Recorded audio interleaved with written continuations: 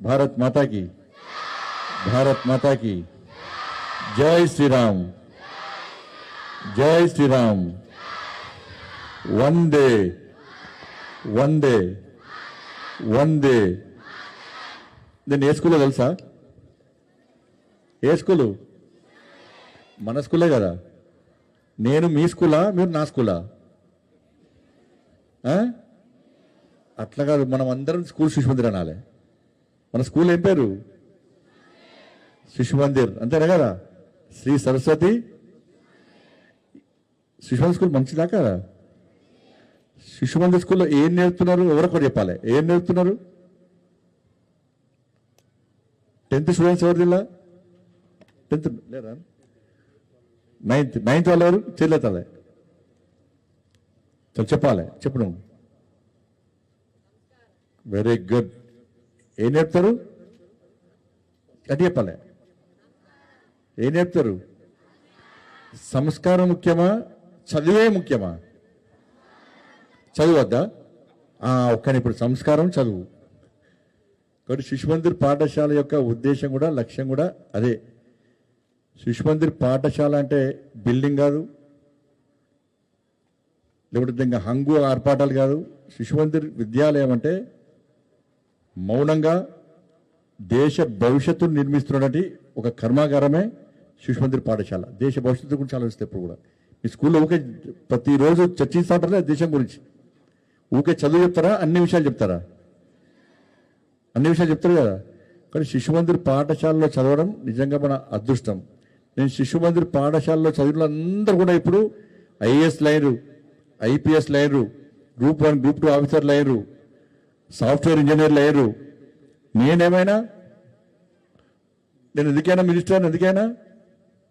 దేనివల్ల అయినా శిశు మందిర్ పాఠశాలలో చదివినా కాబట్టి నేను మినిస్టర్ని అయినా, ఎంపీ అయినా, మినిస్టర్ని అయినా. అవునా కదా? మీరు కూడా మినిస్టర్, ఎంపీ కావాలంటే శిశు మందిర్ పాఠశాలలో కూడా మీరు కూడా అవుతారు.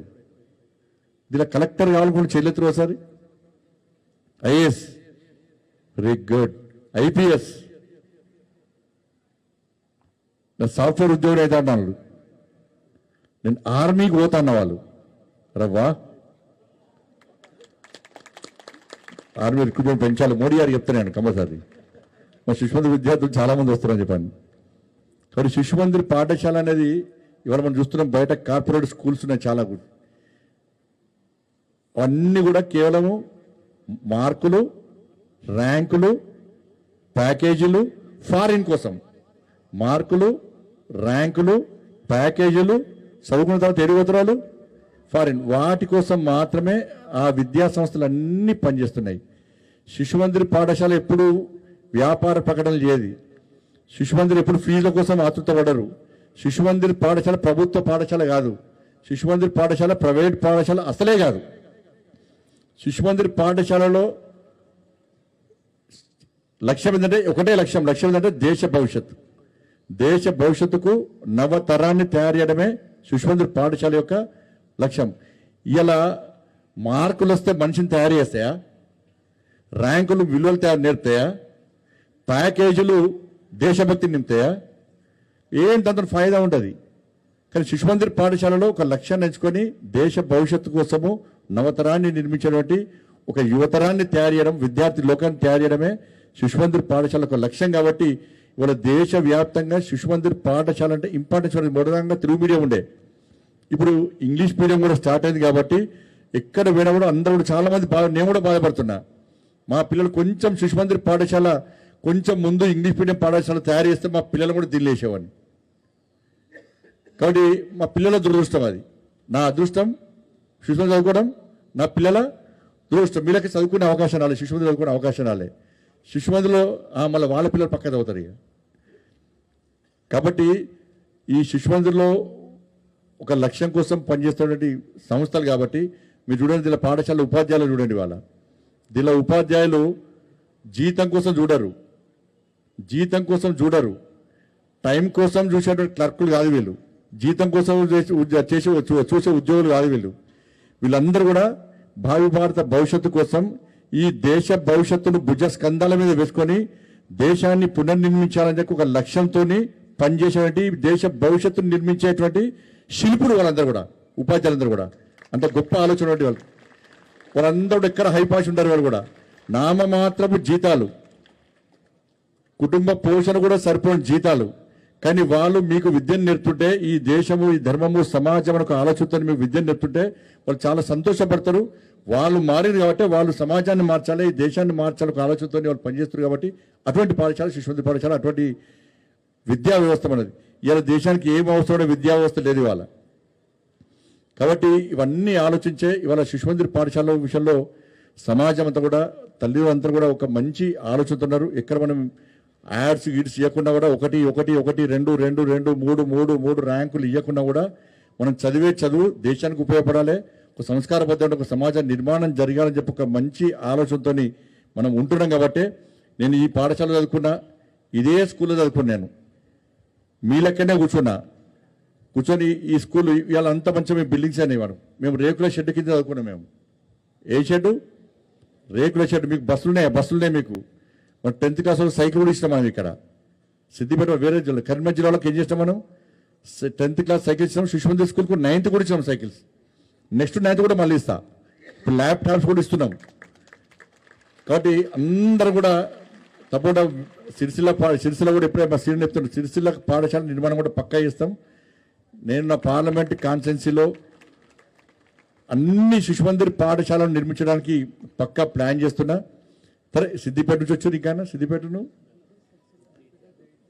సిద్దిపేట, జగిత్యాల్, వేములవాడ, అప్పుడు 2 ఉన్నాయి. సిరిసిల్ల, వేములవాడ 2 ఉన్నాయి. 2 బాధ్యతలు ఉన్నాయి. పక్క 2 బాధ్యతలు తప్పకుండా నెరవేరుస్తాను.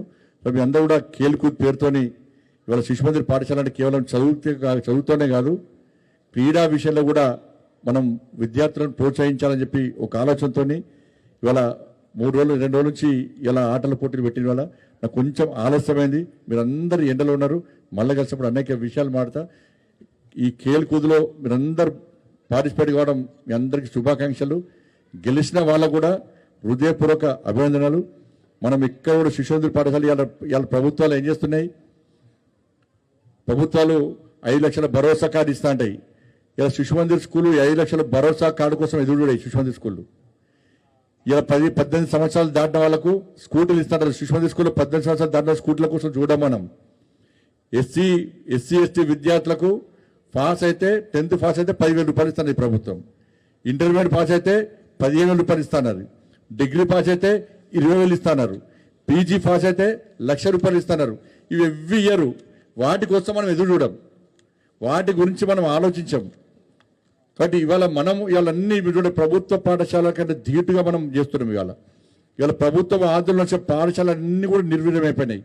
దాదాపు 2,000 పైగా పాఠశాలలో 2,000 పైగా పాఠశాలలో ఒక్క విద్యార్థి కూడా చేరలేదట. 2,000 పైగా పాఠశాలలో ఒక్క విద్యార్థి కూడా చేరలేదట. ఈ 2 సంవత్సరాల్లో 1,500 పాఠశాలలు మూసేసారు. ప్రభుత్వ పాఠశాలన్నీ కూడా టీచర్లు లేరు. టీచర్లు ఉంటే స్కూల్ బిల్డింగ్ లేదు. స్కూల్ బిల్డింగ్ టీచర్లు ఉంటే దాని సౌకర్యాలు లేవు. సౌకర్యాలు, టీచర్లు, స్కూల్ బిల్డింగ్ ఉంటే పిల్లలు లేరు. వీళ్ళందరూ ఉంటే స్కావెంజర్ లేరు. ఉపాధ్యాయులన్నీ పోస్టులన్నీ ఖాళీ ఉన్నాయి. పాపం ఉపాధ్యాయులు టీఏలు లేవు, డిఏలు లేవు. రిటైర్మెంట్ అయిన వాళ్ళు కూడా పాపం పైసలు నిన్న ధర్నా ఇచ్చారు. పాపం హైదరాబాద్ ధర్నా చేస్తే పాపం అంత ఓల్డ్ ఏజ్ వాళ్ళ పైసలు వాళ్ళకి ఇవ్వమంటే కూడా ప్రభుత్వం ఇచ్చే పరిస్థితి లేక వాళ్ళు ధర్నా చేస్తే వాళ్ళ పాపం ఏజ్డ్ వాళ్ళు మా పైసలు మాకు ఈయన అని చెప్పి ముఖ్యమంత్రి గారు చెప్పుకోవడానికి పోతే వాళ్ళని కూడా అరెస్ట్ చేసిలో పడేసారు. ఇంత మూర్ఖత్వపు పార్టీలు పాలనలు ఇవాళ ఈ రాష్ట్రం అనేక రాష్ట్రాల్లో సాగుతున్నాయి. కాబట్టి ఇవాళ అందుకే నరేంద్ర మోడీ గారు ఇలా ఖేలో ఇండియా పేరుతోని అనేక స్పోర్ట్స్ విషయంలో, విద్యా విషయంలో, విద్యతో పాటు క్రీడా రంగంలో కూడా ఇలా కేంద్ర ప్రభుత్వం అనేక రకాలుగా ప్రోత్సహించే ప్రయత్నం చేస్తున్నది.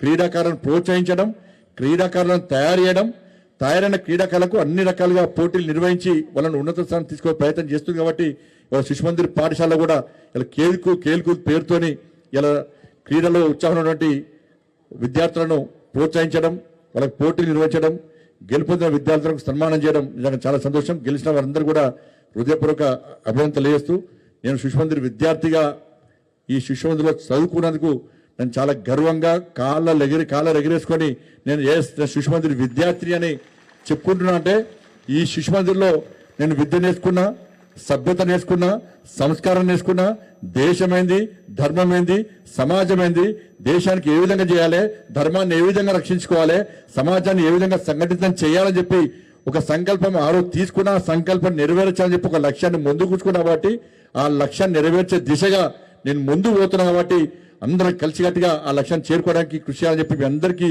విజ్ఞప్తి చేస్తూ మీ అందరూ గెలిచిన వాళ్ళందరూ కూడా హృదయపూర్వక ధన్యవాదాలు, అభినందనలు తెలియజేస్తూ ముఖ్యంగా దీని శిశుమందిర్ స్కూల్లో పనిచేస్తున్నటువంటి ఉపాధ్యాయులు అందరూ కూడా హృదయపూర్వక అభినందనలు. ఫస్ట్ మీరు మీ కుటుంబాలు నిండు నూరేళ్లు ఆరోగ్యాలతో ఉండాలని చెప్పి అమ్మవారిని వేడుకుంటున్నా. మీరు సంతోషపడి మీరు మంచి ఆలోచనతో ఈ శిశుమందిర్ పాఠశాలలో మీరు విద్యను నేర్పుతున్నారు. ఫస్ట్ మీరు బాగుండాలి, మీరు కుటుంబం బాగుండాలి, మీరు బాగుంటే మా విద్యార్థులను బాగా చూసుకుంటారు. నాకు కూడా అది స్వార్థంతో చెప్తున్నాము నేను. కానీ మీ అందరూ మంచిగా ఉండాలని చెప్పి కోరుకుంటూ ఇలా సమాజానికి మళ్ళీ విజ్ఞప్తి చేస్తున్నా.